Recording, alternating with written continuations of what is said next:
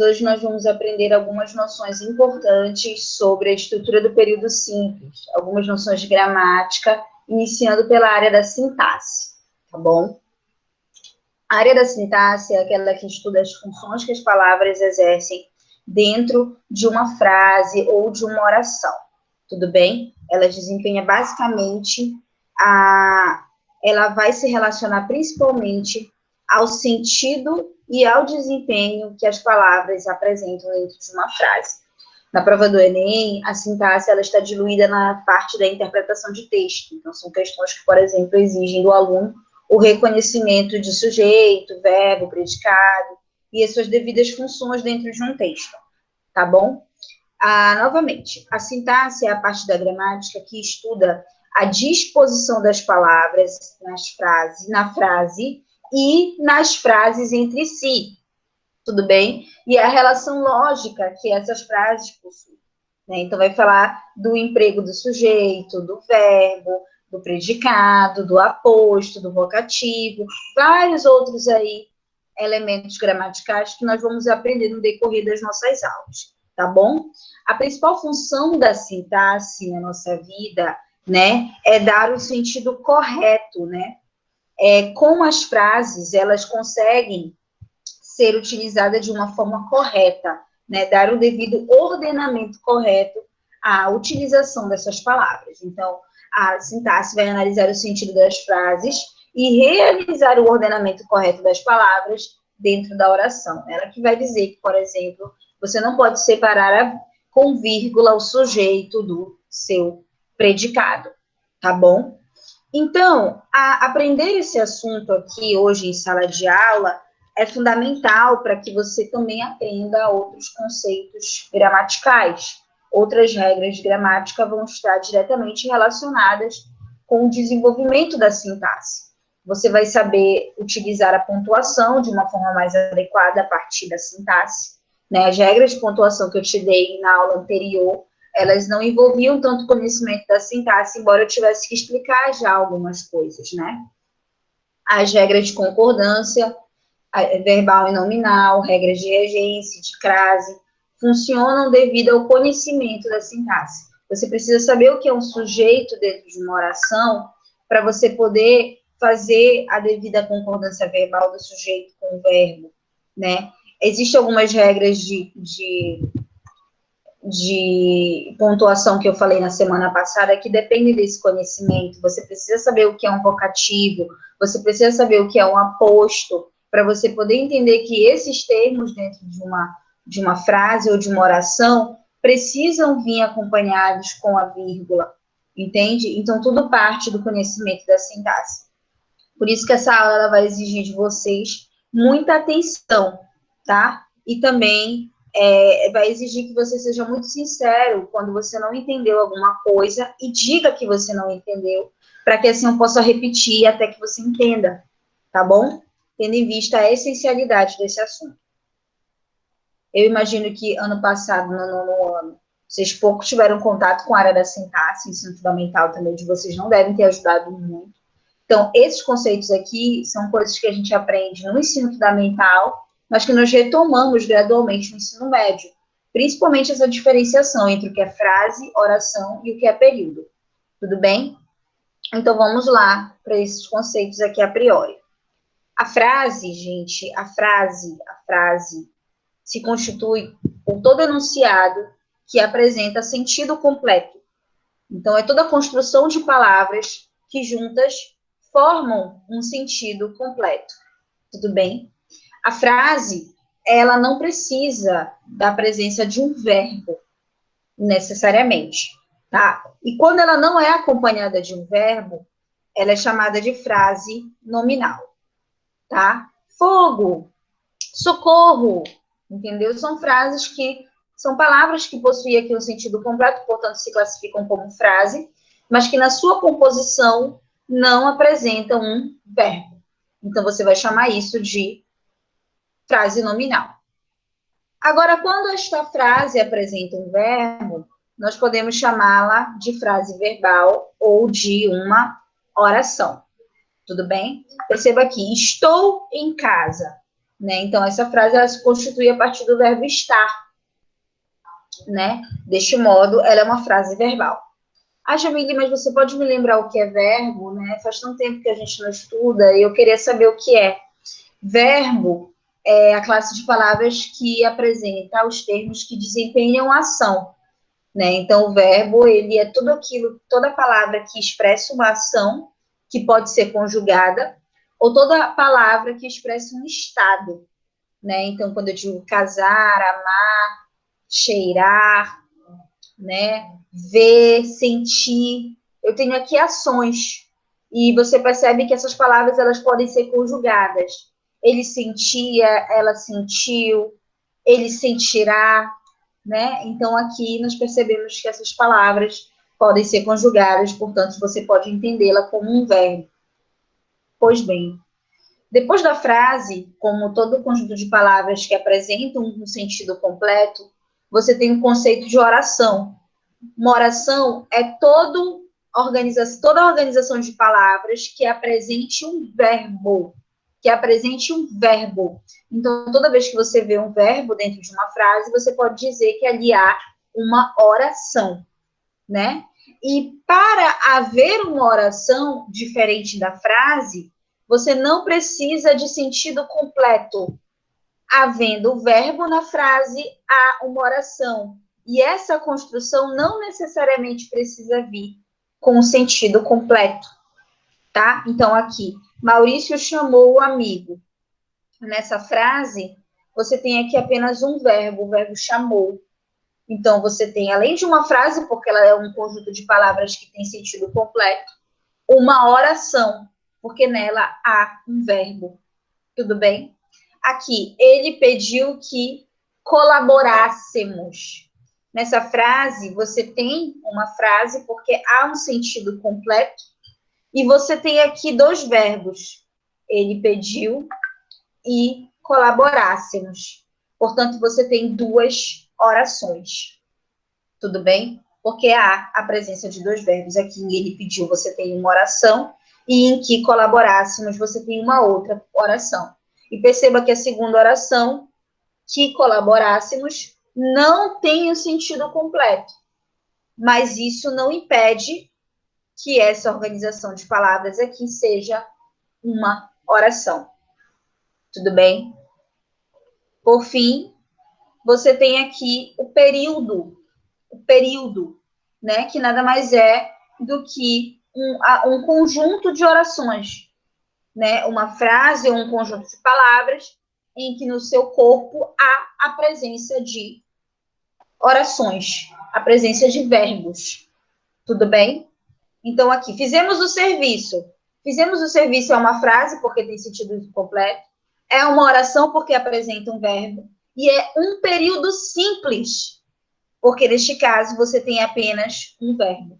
E aqui há a diferença entre o período simples e o período composto, né? O período simples é uma frase, né, constituída de um verbo, portanto, uma oração também, em que há apenas a presença de um verbo.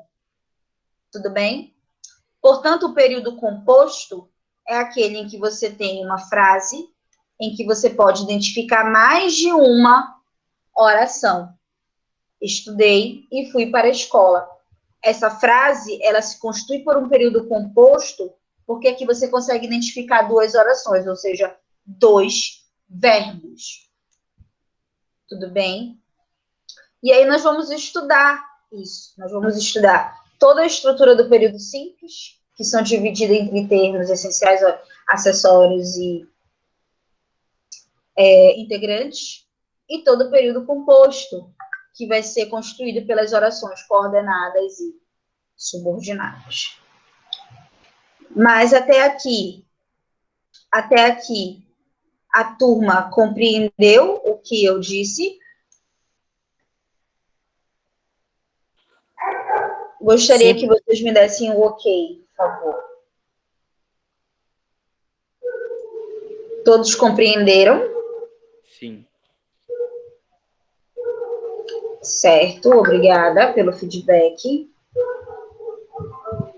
Então, como eu falei, O período simples é uma frase que contém apenas uma oração, tudo bem? São enunciados que apresentam apenas uma oração, ou seja, apenas um verbo, tudo bem?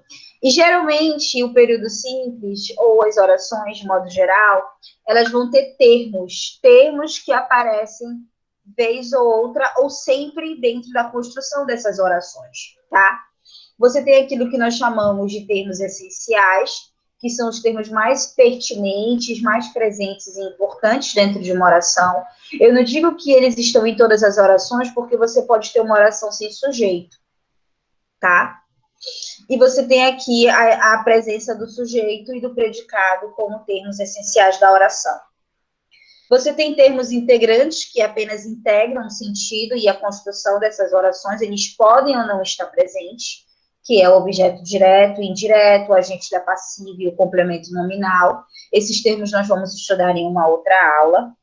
E vocês têm os termos acessórios, que, como o próprio nome já diz, eles apenas compõem. Eu já expliquei esse termo para você na aula anterior.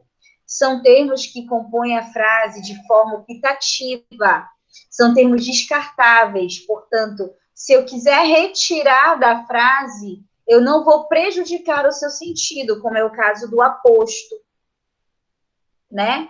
Como é o caso do aposto, que é um termo da oração que eu posso tirar uma explicação sobre um termo anterior, que eu posso retirar, né? Sem prejuízo de sentido da frase, porque ele é apenas uma inserção, um extra dentro daquela construção.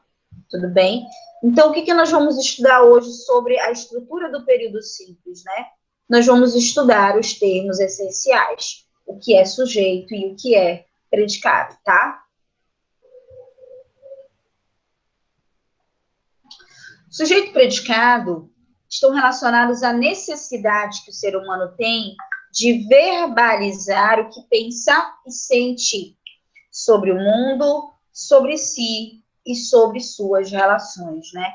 Então, você sabe que a linguagem, ela faz parte de uma capacidade humana de construir sistemas simbólicos para que nós possamos nos comunicar, né? A linguagem, ela é apenas uma capacidade humana que produz esses sistemas simbólicos, né? E esses sistemas simbólicos podem ser a língua portuguesa, a língua de sinais, a linguagem não verbal, o sistema de trânsito, os gestos, né? Todos esses elementos correspondem, em alguma medida, a uma forma de linguagem, né? Por sua vez, a língua se comporta como um produto social da faculdade da linguagem. O que é isso, Jamile? A língua, ela é desenvolvida pela nossa capacidade de criar linguagem. Né? Se nós temos, enquanto seres humanos, a capacidade de criar um sistema linguístico para a gente se comunicar, então a gente cria a língua. Né? Nesse caso, nós criamos a língua portuguesa. Nós utilizamos a língua portuguesa. E a língua portuguesa vai ter uma organização, né? Ela vai ter elementos simbólicos que a constituem e a organizam, né? Que fazem parte dela de forma essencial, integrante ou acessória. Pois bem, né? E dentro dessas formas, você tem aqui o sujeito. Você tem aqui o sujeito, tá? Então, por exemplo, sujeito é aquele elemento na frase sobre o qual eu declaro alguma coisa. O sujeito é o elemento da frase sobre o qual eu declaro alguma coisa, né?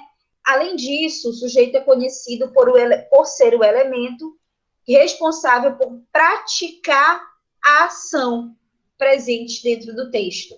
Né? Muita gente atrela ele ao elemento que pratica a ação. Mas como nem todo verbo indica ação, você vai ter verbos que indicam estado, essa explicação ela é defasada. A melhor explicação para dizer o que é sujeito é indicar que ele representa todo termo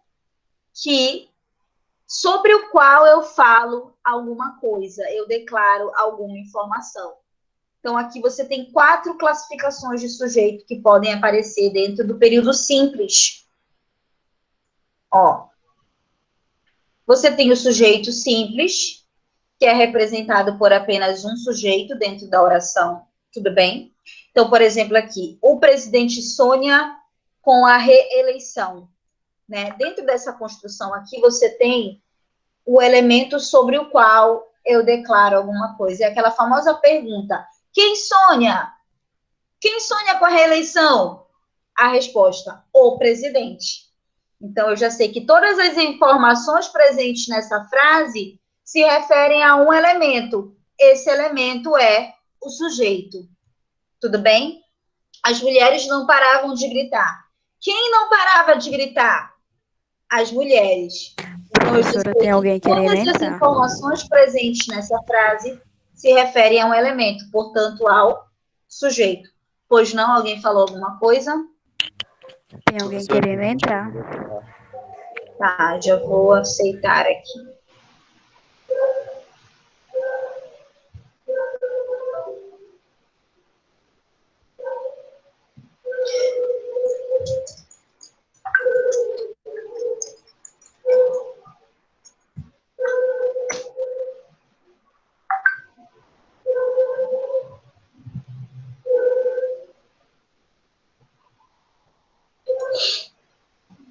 Só um momento.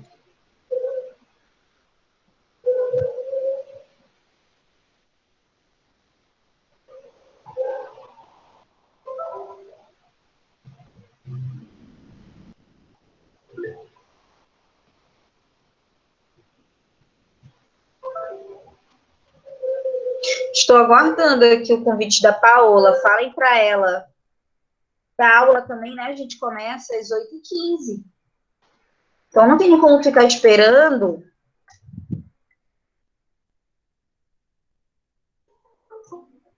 Chegou.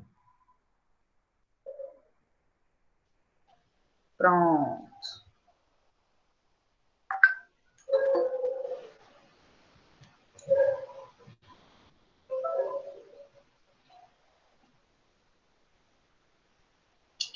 Beleza, todo mundo aqui, né?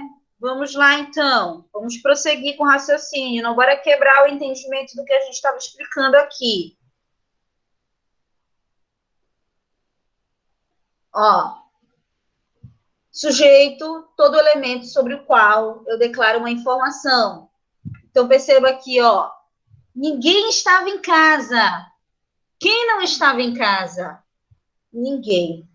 Então, você percebe que todas as informações presentes nessas frases se referem a um elemento específico. Esse elemento é o sujeito. Tudo bem? Aí, o que seria o sujeito simples? São as orações ou frases em que você tem apenas um elemento sobre o qual eu declaro algo, né? Então, aqui você percebe que o sujeito é o presidente, as mulheres, ninguém, e nenhum outro elemento além destes. Portanto, há apenas a presença de um sujeito dentro dessas orações, e aí você pode classificá-lo como sujeito simples. Tudo bem? Você pode classificá-lo como sujeito simples, tá? Outra classificação do sujeito simples, gente, é sobre a questão daquilo que nós chamamos de núcleo do sujeito, tá? Por exemplo, o sujeito dessa oração aqui é o presidente. O núcleo do sujeito é a parte mais importante dessa expressão. Logo, o núcleo do sujeito é apenas a palavra presidente, tá?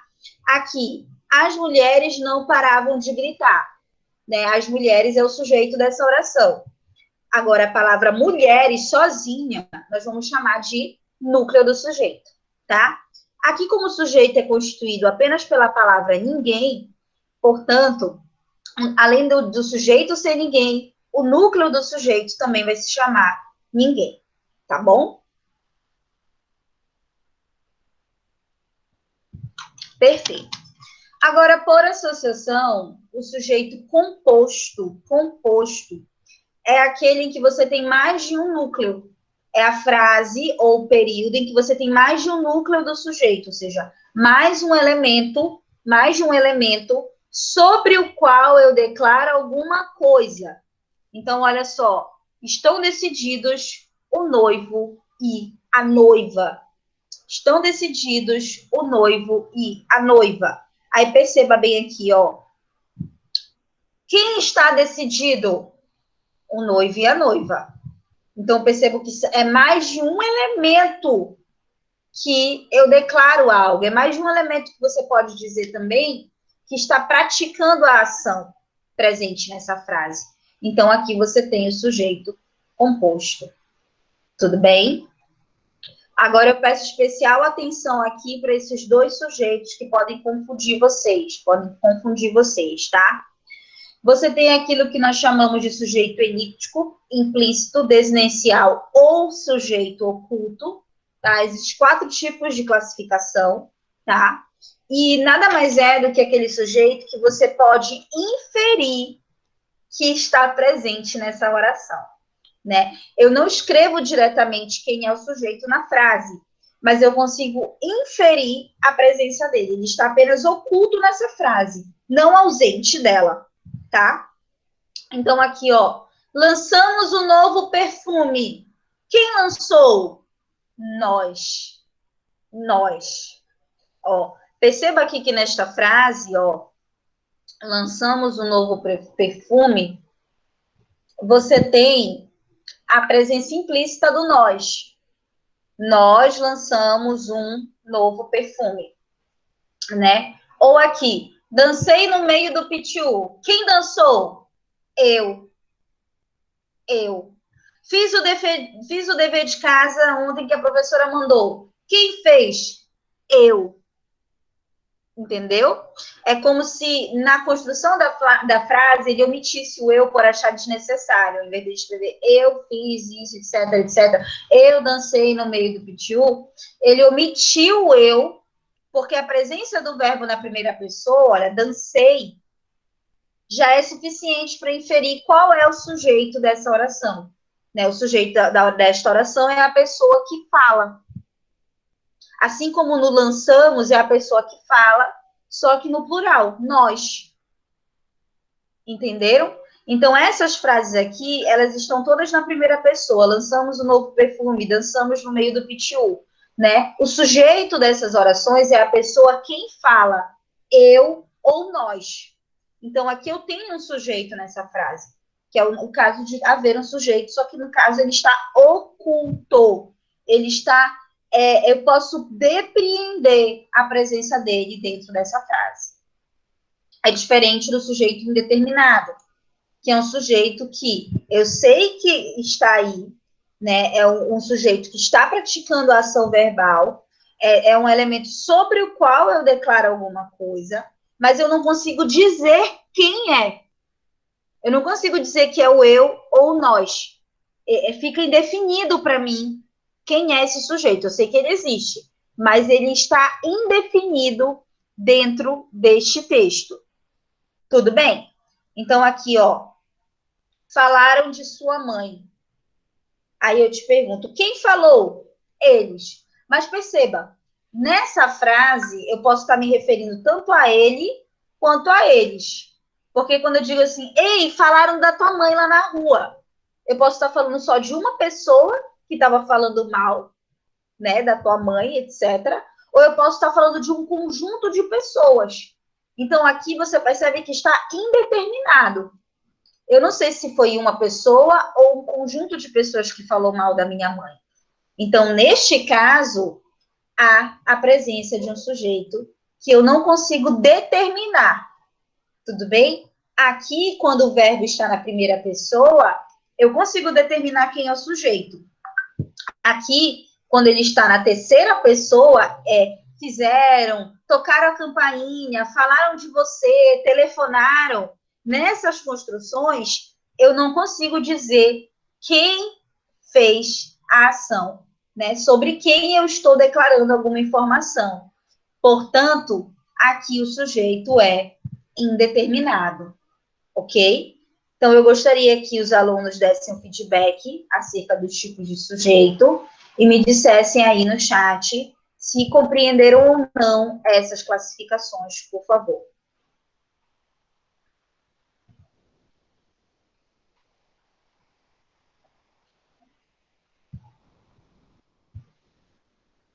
Juan, Murilo, Denilson, Davi, Paola. A Jarliane disse que não entendeu o indeterminado. Então, vamos lá explicar novamente aqui o sujeito indeterminado. Jarliane, o sujeito indeterminado, representa uma oração em que há a presença de um sujeito. Eu sei que alguém pratica essa ação. Eu sei que eu estou declarando uma informação sobre alguém. Entretanto, Jarliane, eu não sei dizer quem. Eu não sei determinar que pessoa do discurso, né, melhor dizendo, pratica essa ação. Então, quando eu digo assim, falaram de sua mãe, né? Quando eu digo aqui, falaram de sua mãe. Quem falou da sua mãe? Você poderia dizer eles, né? Poderia ser eles falaram. Nesse caso, não poderia ser o eles, porque quando eu uso essa expressão falaram de sua mãe, eu posso estar me referindo tanto a um conjunto de pessoas, quanto a apenas uma pessoa. Eu fui ali na rua e eu vi alguém falando mal da tua mãe. Aí eu vou chegar lá em casa e falaram da tua mãe lá na rua. Essa frase, ela pode amparar apenas uma pessoa, entende? Então, fique incerto. Eu não sei se a pessoa do discurso aí é o eles ou ele, porque esse plural, ele pode estar se referindo apenas a uma pessoa ou mais de uma delas. Então, aqui nos casos em que você tem o verbo na terceira pessoa, falaram da sua mãe, telefonaram para o seu pai, ligaram lá de casa, te chamaram ali na rua, né? Quando você utiliza desses verbos na terceira pessoa, você tem um caso de sujeito indeterminado. Deu para entender agora, Jarvilana?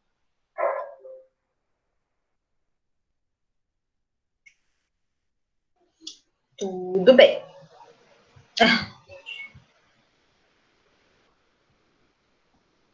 Lembrando que vocês devem, né, ficar à vontade para dizer caso você não entendeu, tá? Eu não entendi. Fale para a professora repetir, tudo bem? Não fiquem com vergonha, acanhados, enfim, até porque não vai adiantar de nada eu falar um monte de conceito de gramática para vocês que eu sei que é abstrato e vocês não entenderem absolutamente nada, tá ok?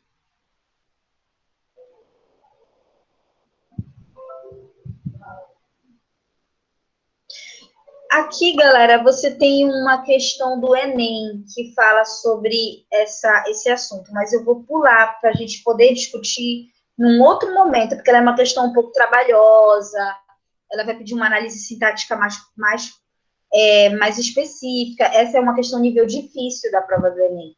Então, eu vou deixar para desenvolver a resolução dessa questão depois que eu terminar de trabalhar o período simples com vocês, tá? Aí, galera, você tem algumas orações que elas podem ser construídas sem a presença do sujeito, tá? Elas podem ser construídas sem a presença do sujeito.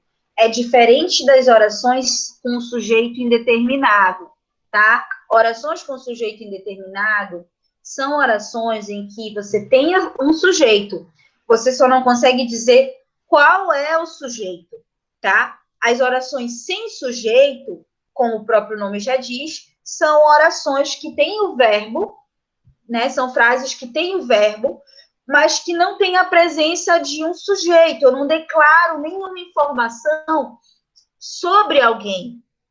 Não há nenhum elemento que está praticando a ação. Ele está ausente, ele está inexistente. Tudo bem? Então, aqui, geralmente você vai ter oração sem sujeito quando você tem verbos que indicam fenômenos da natureza, tá? Quando você tem verbos que indicam fenômenos da natureza. Então, por exemplo, aqui, ventou demais durante a noite, choveu muito em Belém, nevou muito nos países da Europa, né? Então, esses verbos, eles estão indicando o fenômeno da natureza. Essas frases que eu citei aqui para vocês não apresentam sujeito. né? Quando você pergunta assim, mas quem inventou durante a noite?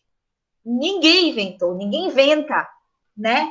Ah, choveu na manhã de Belém. Mas quem choveu? Ninguém chove, entendeu?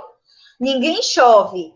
Então, nessas construções aqui que eu estou indicando o fenômeno da natureza, você não tem a presença de um sujeito, tá? É uma oração sem sujeito, ok? Aí você tem, queridos, os verbos impessoais, né? Que são verbos que não aceitam a presença de um sujeito na oração, tá bom? Que é o caso do verbo haver, no sentido de existir ou tempo decorrido, e o verbo fazer, quando indica fenômeno da natureza ou tempo decorrido. Esses verbos aqui, eles exigem especial atenção de vocês. Porque quando nós formos estudar concordância verbal, daqui a algumas semanas, você vai precisar saber me dizer, né? Você vai precisar saber identificar o que é verbo impessoal. Porque toda vez que você tem um verbo desse numa frase, gente, você não precisa pluralizar. Eles não admitem a forma no plural, somente a forma no singular. Então, por exemplo, aqui, há poucos homens na sala, houve 2 grandes guerras. Está correto. Seria incorreto se você escrevesse, por exemplo, numa redação do Enem da vida, houveram 2 grandes guerras, né? Porque aqui o verbo haver, ele está dando sentido de existir, né? Ele pode ser substituído pelo verbo existir. Existiram 2 grandes guerras, né? E aí você teria aqui, como ele tem sentido de existir, ó, ele não aceita plural. Ele não aceita plural. Então, o correto é você dizer houve 2 grandes guerras, né? E aí você tem o verbo fazer. O verbo fazer, quando ele dá sentido de tempo decorrido, tá? Ele também não vai para o plural. Então, o correto é dizer faz 10 anos. Ah, fazem 10 anos que eu não te vejo. Essa frase está incorreta. Essa frase está incorreta. Você não pode usar o plural do verbo fazer quando você está se referindo à passagem de tempo. O correto é faz 10 anos, faz 3 anos, faz 5 anos. Deu para entender isso aqui? Tá? Então, existem orações que não admitem a presença do sujeito. Quando você tem verbos que indicam fenômeno da natureza, quando você tem o verbo haver no sentido de existir, quando ele tiver sentido de existir, ou quando ele tiver dando ideia de tempo decorrido, tá? Há 10 anos, há 3 anos, né? Você não vai colocar aí, não existe essa forma no plural. Ou quando você tiver o verbo fazer, indicando também tempo decorrido e ou fenômeno da natureza. Tá, galera? Deu para entender esse elemento?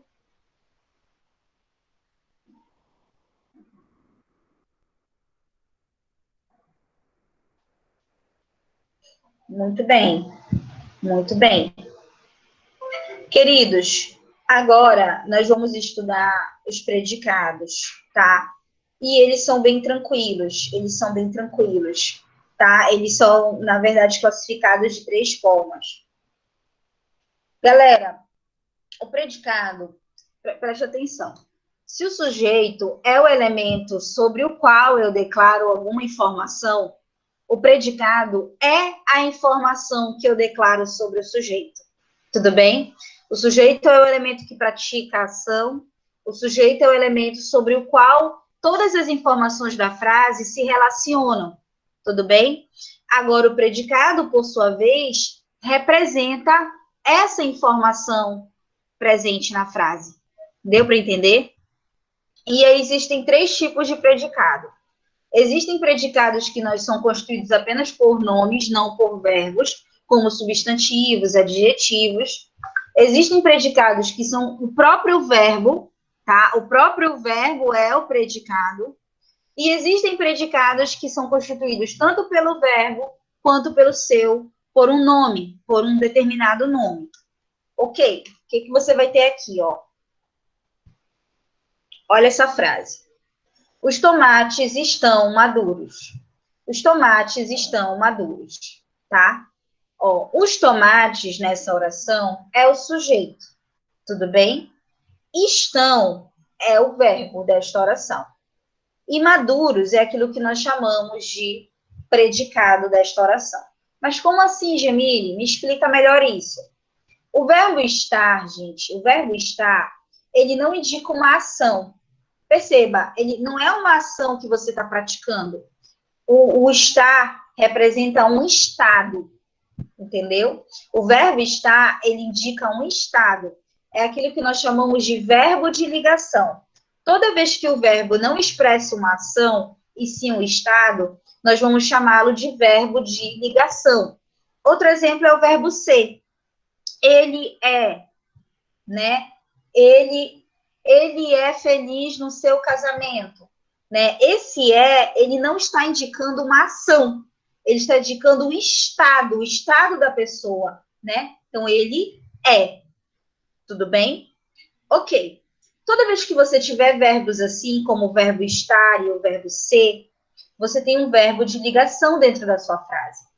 E como o próprio nome já diz, o verbo de ligação liga uma característica ao sujeito, tá? Liga uma característica ao sujeito. Essa característica, nesse caso desta frase que nós estamos analisando aqui, né? Ela pode ser chamada de predicado nominal, tá bom? Como nós estamos vendo aqui, ou aquilo que muitos gramáticos gostam de dizer, que é o predicativo do sujeito. O que é predicativo do sujeito, Jamil? É uma característica do sujeito. Tudo bem? Perceba que maduro é uma característica do tomate nessa frase. Né? Os tomates estão maduros, é uma característica dele neste momento. Né? Quem introduz essa característica é o verbo de ligação. Ele liga a característica ao sujeito. Por isso que você vai chamar esse predicado de predicado nominal. De predicado nominal. Tudo bem? Porque aqui ele apresenta uma característica sobre o sujeito. Tudo bem? Por sua vez, galera, o predicado verbal, tá? É quando as informações que a frase apresenta sobre o sujeito estão representadas no verbo, certo? Então, aqui, a canoa virou, né? Então, aqui, a canoa é o sujeito dessa oração e virou é o verbo dessa oração. Só que, além dele ser o verbo da oração, ele também é uma informação sobre o sujeito. Quem virou? A canoa. Então, aqui nessa frase, o verbo virou, ele também é o predicado dessa oração. Sujeito é canoa, o núcleo do sujeito é canoa, e virou é o predicado desta oração. Tudo bem? E aí, galera, você também tem orações, tá? Que você pode ter um verbo, tá? E esse verbo, ele pode estar acompanhado de uma característica do sujeito, né? Perceba, os jogadores chegaram cansados. Cansados é uma característica desse sujeito, né? É um modo, indica um modo como eles estão. Então, esse verbo, esse predicado, desculpa, ele é construído tanto pelo verbo quanto por um predicativo, né? Ele é construído tanto por um verbo quanto por uma característica do sujeito. Então, eu vou chamar de predicado verbo nominal, porque eu tenho duas informações, uma informação verbal sobre o sujeito e uma informação nominal sobre ele, representado pela sua característica. Então, aqui, o predicado é verbo nominal. Aqui, o predicado é verbal, porque eu tenho apenas um verbo que representa a informação sobre o sujeito. E aqui, o predicado é nominal, porque eu tenho apenas uma característica sobre o sujeito introduzido pelo verbo de ligação.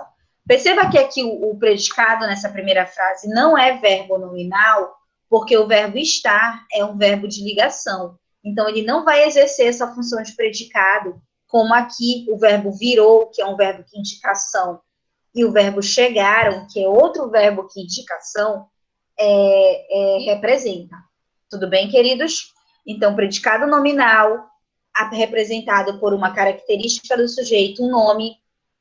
Predicado verbal, quando a informação sobre o sujeito é representada por um verbo. E predicado verbo nominal, quando a informação referente ao sujeito é representada tanto por um verbo, quanto por uma característica dele. Beleza? Deu para entender isso aqui? Sim ou não? Muito obrigada pelo retorno. Denilson, Roger, Maria, Paola, Angélica. Muito bem. Maria. Então, queridos, essa é a primeira parte que nós temos que estudar sobre esse assunto, tá? Na próxima aula, nós vamos estudar os termos integrantes da oração, tá? E aí, não na próxima aula, na próxima semana, tá? Porque na aula de sexta-feira nós vamos fazer os nossos exercícios de fixação sobre esse assunto, tá? Lembrando que provavelmente a gente vai trabalhar com os exercícios ainda sobre a pontuação, né? Que eu dei uma apostila bem grande para vocês. E aí depois a gente vai avançar para os exercícios de sintaxe, que tem lá na apostila também, tá? Lembrando que esse assunto de período simples, a parte do sujeito e do predicado, ela está na apostila de pontuação, naquela apostila grande que eu mandei para vocês no grupo do WhatsApp, tudo bem?